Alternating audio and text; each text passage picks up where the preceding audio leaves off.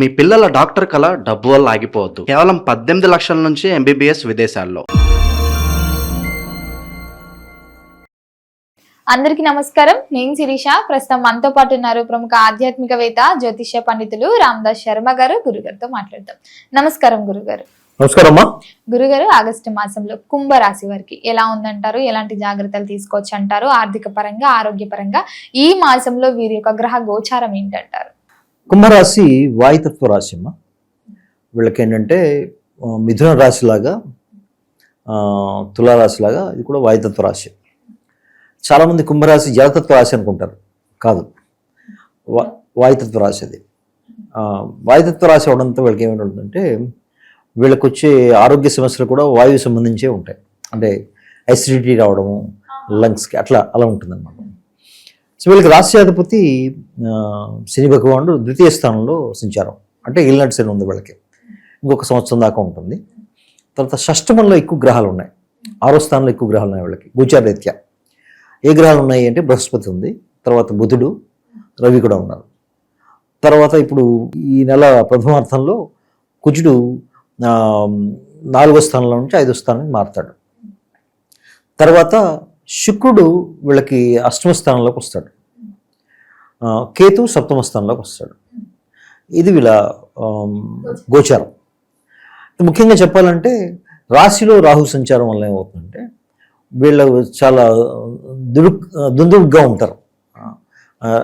రాహు రాశి మారిన దాకా, అంటే ఈ ఆగస్టు విషయంలో చెప్పాలంటే వీళ్ళు ఏంటంటే చాలా అగ్రెసివ్గా ఆలోచిస్తారు. వీళ్ళు ప్రతి విషయంలోనూ కూడా తొందరపాటుగా ఆలోచించడం అవకాశం ఉంది.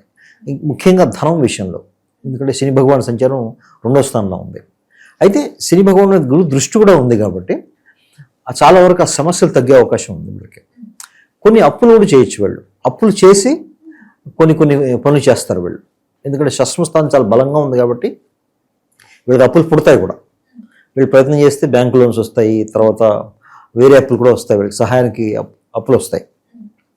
దాని ద్వారా పిల్లల ఫీజులు కట్టడానికి, ఏమైనా ఇల్లు కట్టడానికి, తర్వాత ఇంట్లో ఏమైనా శుభకార్యాలు చేయడానికి, అట్లాంటి వాడికి వాడతారు వీళ్ళు. అయితే కుంభరాశి వాళ్ళ రాష్ట్రాధిపతి శని కాబట్టి శని భగవానుడు ద్వితీయ సంచారం చేస్తున్నా కూడా అది పెద్ద దోషంగా అనుకోకూడదు. అది ఎందుకంటే రాష్ట్రాధిపతే కదా ఆయన.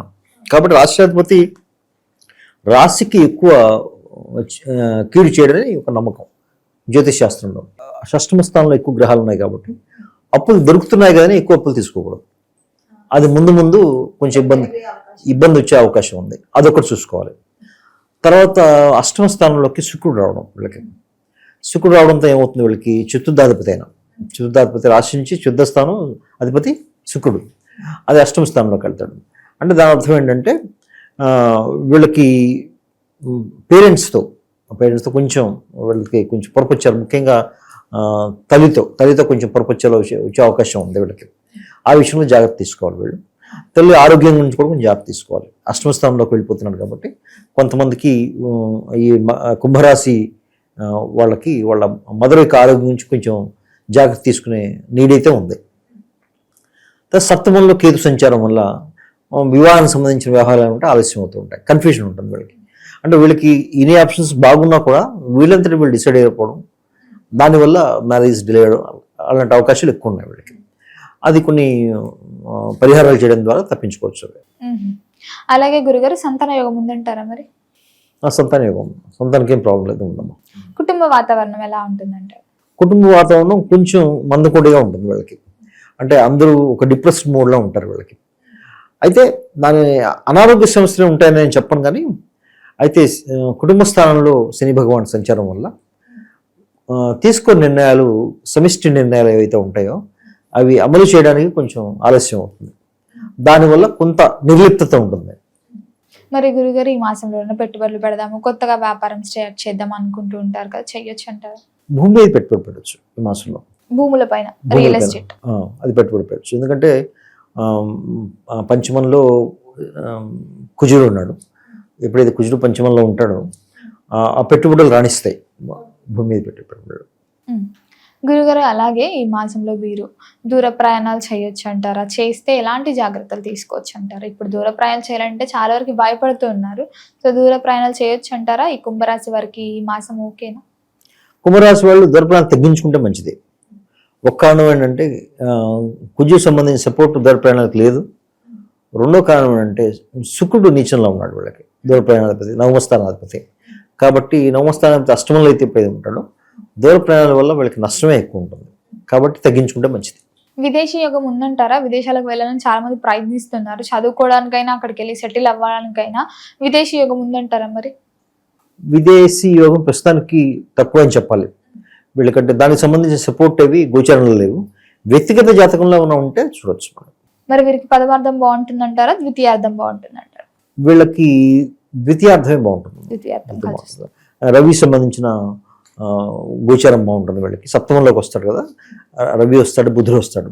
ఎప్పుడైతే సప్తమ స్థానం బలపడుతుందో వాళ్ళకి కొంచెం బాగుంటుంది. సప్తమంలో షష్టమ స్థానంలోకి వస్తారు. కాబట్టి షష్టమ స్థానంలో ఎప్పుడైతే వీళ్ళిద్దరు వస్తారో వాళ్ళ శత్రువులకు సంబంధించిన బాధలు తగ్గుతాయి వీళ్ళకి. దాంతో కొంచెం వీళ్ళకి శాంతి పెరుగుతుంది కొంచెం. ఓకే. మరి గురుగారు ఈ మాసంలో విద్యార్థులకు ఎలా ఉంటుందంటారు? విద్య పట్ల ఎలాంటి జాగ్రత్తలు తీసుకోవచ్చు అంటారు? విద్యార్థులకి ప్రథమార్థంలో బాగానే ఉంటుందమ్మా. ద్వితీయార్థంలో కొంచెం కష్టపడే అవసరం ఉంటుంది. ఎందుకంటే శుక్రుడు వీళ్ళకి అష్టమస్థానంలోకి వెళ్తున్నాడు. కాబట్టి వీళ్ళకి ఈ రాశికి సంబంధించి శుక్రుడు చాలా ఇంపార్టెంట్. విద్యార్థులకి శుక్రుడు చాలా ఇంపార్టెంట్. నీచపడుతున్నాడు శుక్రుడు. దానివల్ల ఏమవుతుందంటే చదువులో కొంచెం ఆసక్తి తగ్గొచ్చు. అయితే చేసుకునే పరిహారాల వల్ల అది ముందుకు వెళ్తుంది.